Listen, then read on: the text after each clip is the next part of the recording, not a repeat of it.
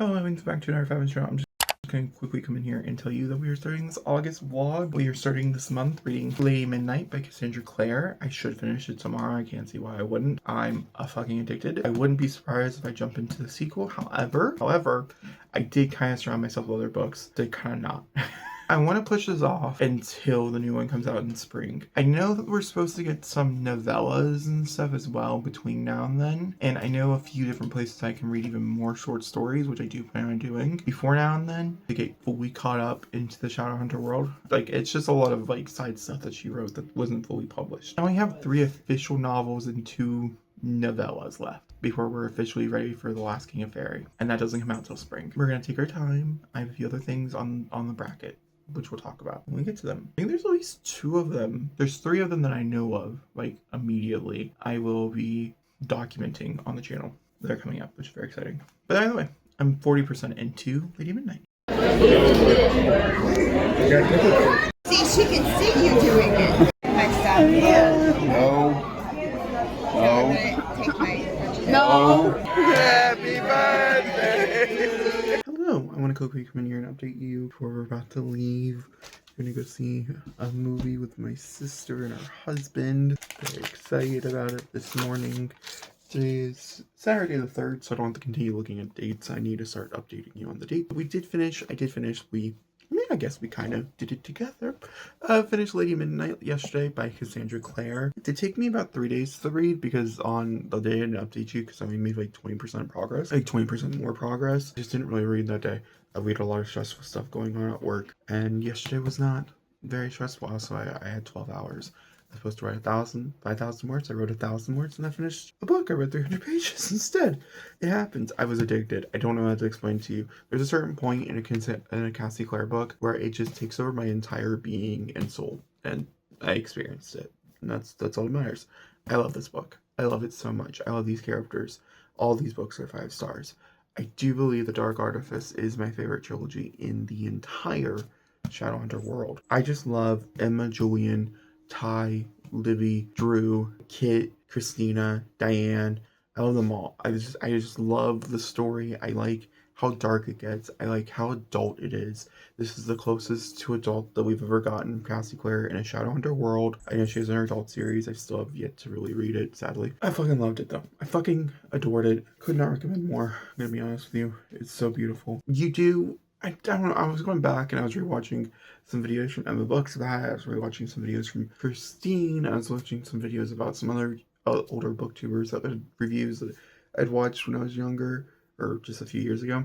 I was like, oh, the nostalgia, right? And then I went back and watched mine and went, oh, I don't like how I edit things back then. That's not the point, nor here nor there. The point is, I said in that video that you didn't have to read the rest of the Shadowhunters. You fucking do. Oh my god. Malcolm Fade as a character doesn't make any sense if you don't have any context. You also don't understand the bonds and anything. And Emma and Julian's story technically starts in City of Heavenly Fire. So, like, I don't even know why I even mentioned that. You do have to read. You have to at least read the entire Mortal Instruments. I would recommend some short stories as well. And personally, in my opinion, to understand the Carstairs and or Cordelia, like the sword and stuff, I think you even have to go back even further. But, like, you know, in my opinion, I'm very addicted to this series. Then I started, because I finished that, and I was like, okay, what do I read next? I have 2 audio arcs out, both gay. One from Mason Deaver, his adult romance was one of them, and then the other one, one from Mason Deaver, and then the other one is from Chuck Tingle, his newest release. Love the Chuck Tingle one. I think I gave it like a 4. I like the ideas of it, so I'm excited to read his newest one. And then Mason Deaver, I don't think I've read anything out before. And I was like, oh, maybe I'll bring back reading the first time from an author series. I take that back. I read Wish You All the Best. I don't remember reading I Wish You All the Best, but I guess I did. So, not my first experience. I don't love this book either.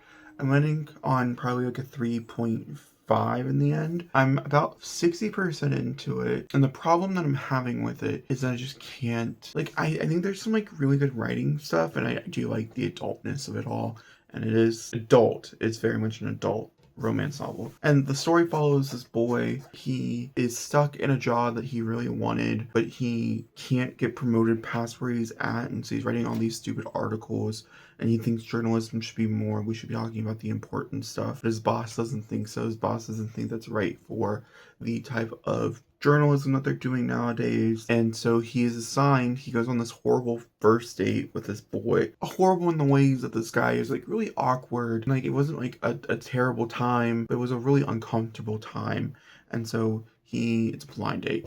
And so he kind of is like ranting about it at work to a close friend. The boss overhears and says, make a series out of it where you build a perfect boyfriend instead and make this like fun tongue-in-cheek type of way, and you can use this guy to do it. And so he agrees, but his intentions are different. His intentions are to continuously talk to this boy and to get to know him and to learn more and talk about queer culture and how this affects and the homophobia and everything else.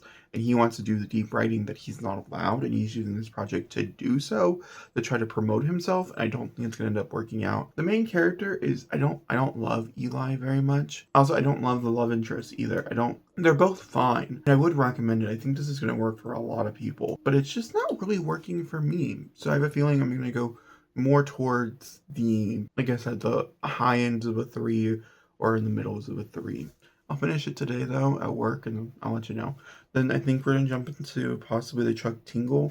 I don't know. I have a lot of little book series going on or that I could start, so we'll see what I'm in the mood for. If I want something quick and short, I have those.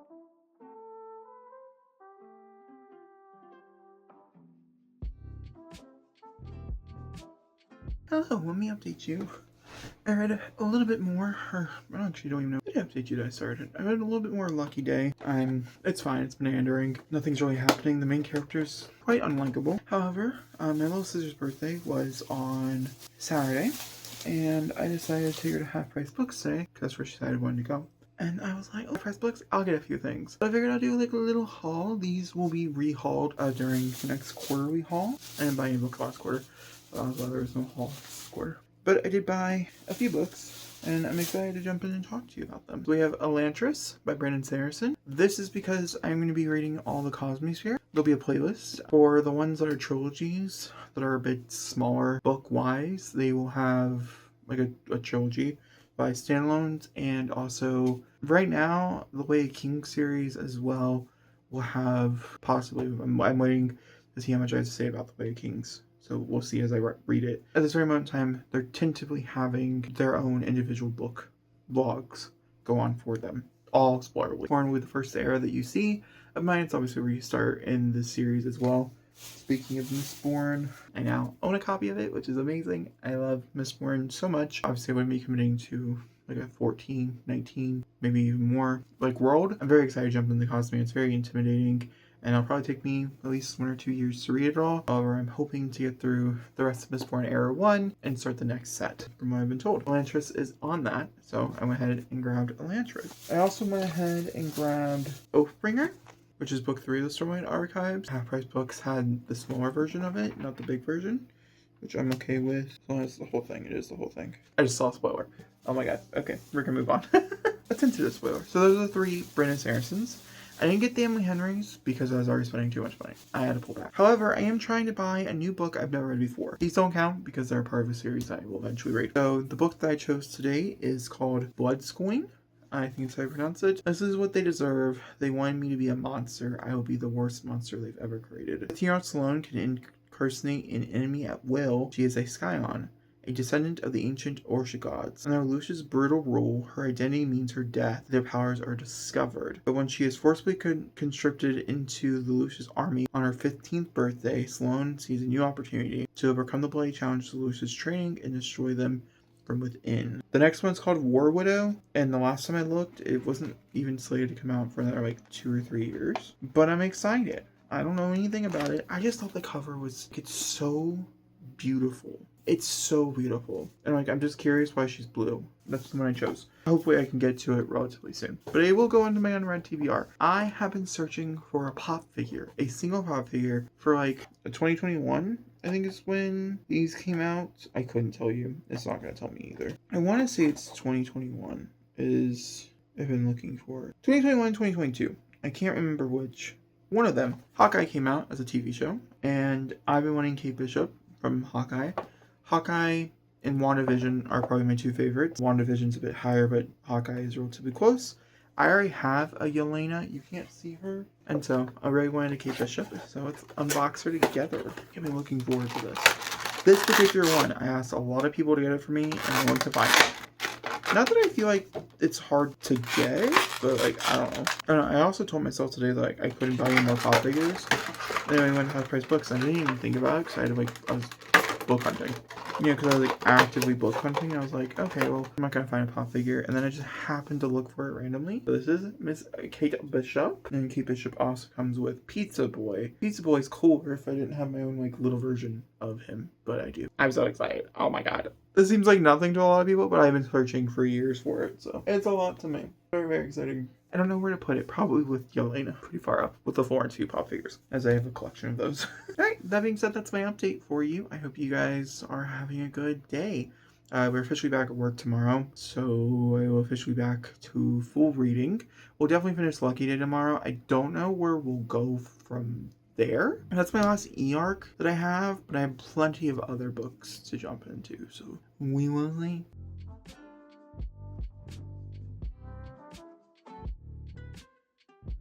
Hello, reading vlog. I want to come here and update you guys. I finished 3 books, I think, since the last time we talked. One of them, if I've already talked about, I'll skip it, but I finished Lucky Day by Chuck Tingle. Chuck Tingle is such an interesting name now that I know all the writing he has done, but I think it's actually kind of brilliant, in my opinion. I landed on, I want to say it's like a 3.75, 3.5, somewhere in that range. This just didn't fully work. There's a lot of different reasonings that I can think of that it didn't fully work for me personally, but I do think it's going to work for some people.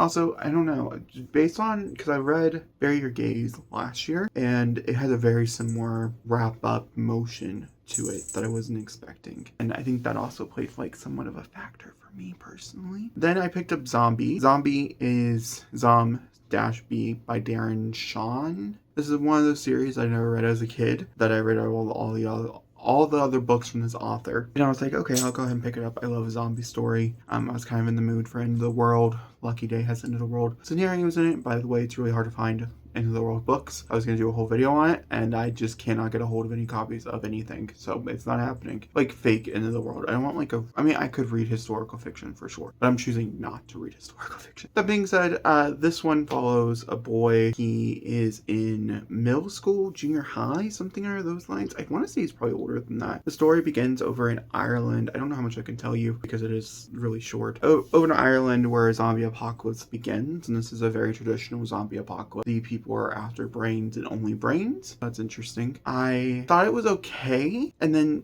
it became really prevalent with its themes, and I actually do think it ends up being okay by the end for some things. There's one particular thing that happens in the end that I think pushes it too far, but I think that's kind of the whole point that he was trying to show to a younger audience, even though I don't really know who this audience is for because it's so ultra violent. It is so bloody. It's so bones. Like, there's so many descriptives of brains and twitching and things in the book that like it's like beginner's guide to extreme violence, like not extreme violence, extreme horror, but it's for a younger audience. And so I just don't know if what he was trying to do worked when talking about racism and how racism is a thing that's passed on from generation to generation. That's a huge part of this. And we're talking about over in London where it's pretty blatant in certain parts of London. I don't know if that's still the same case nowadays, but this was written back in like, I don't know, like 2010, maybe even earlier than that, maybe like 2009 or something. And I do know that it was pretty blatant back then. And so, and I'm not entirely sure. I also don't know if he's the author to be telling this type of story. I don't know if this is the character to be telling this type of story either. It does, I feel like, cross a few lines. However, I was intrigued by the end, so I will be continuing the series. I will pick up the next one. There's 12 of these, so we'll see how far I get. But for the moment, I'll record a video about it for you, in case you're curious. That being said, I did continue onwards with a different video. That is, I read Our Official Condition by, this is the Murderbot #2, so this is by Martha Wells. I had a hard time getting into this one. I still love our main character, MB. I think he's phenomenal. I just don't know if I love the choice, but I wasn't sure where she was going to go with the choice that was given. And so she chose something completely different, and I just don't know how much I stand behind it. However, it wrapped me back up by the end. I gave this one a 3.75. I just didn't think it had the same spark as I was hoping. Yeah, those are the 3 books. So I'll talk to you later.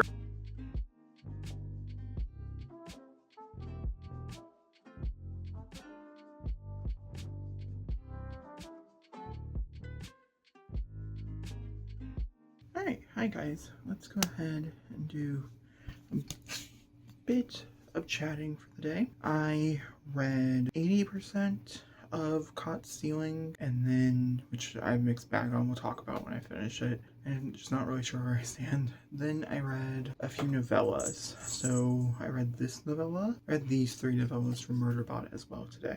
The first one was a 3.75. The second one, no, 3.25, sorry. The second one did not rate. It's like 6 pages. It's not even really a novella. And the third one, I think I'm landing on like a 3.5. I think is where my brain has landed. I'll briefly talk about them in the Murderbot series of review. There really isn't a lot to talk about here except for the development in art and Murderbot's relationship in that third book. I'll talk to you guys tomorrow.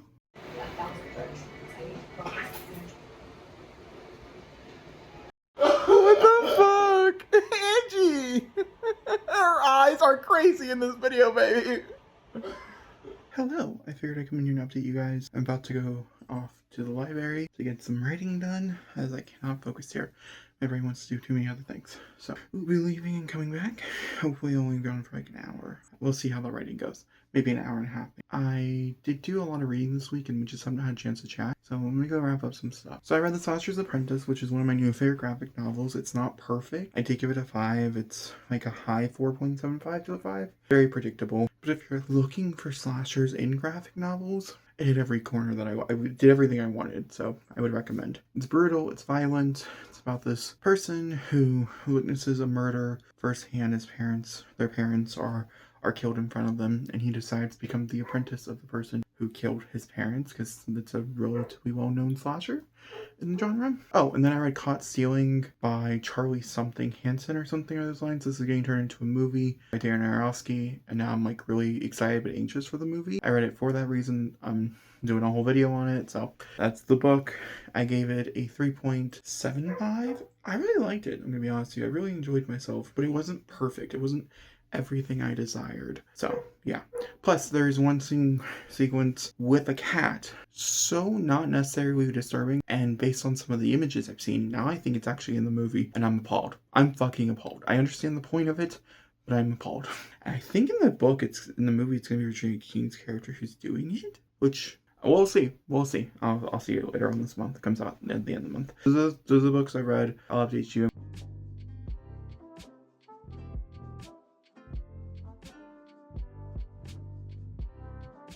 Okay, I'm gonna go in here and come out and close out this vlog. Today I ended up finishing Zombie 3, which I gave it 4. I read Butterfly because I got turned into a TV show that I want to watch. I read The Source Material. Didn't really care for it. I gave it like a 3. It's about a woman who tracks down who she believes is her dad, who they're both played by both assassins. So the TV show looks much more intriguing. Then I started... Oh, then I read Black Flame, which is Gretchen Power's newest one.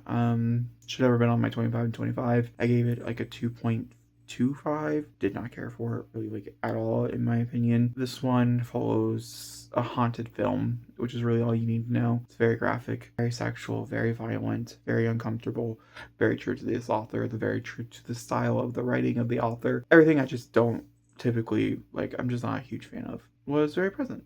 Being said, I hope you guys enjoyed. I'll talk to you next time. Thanks for watching and goodbye.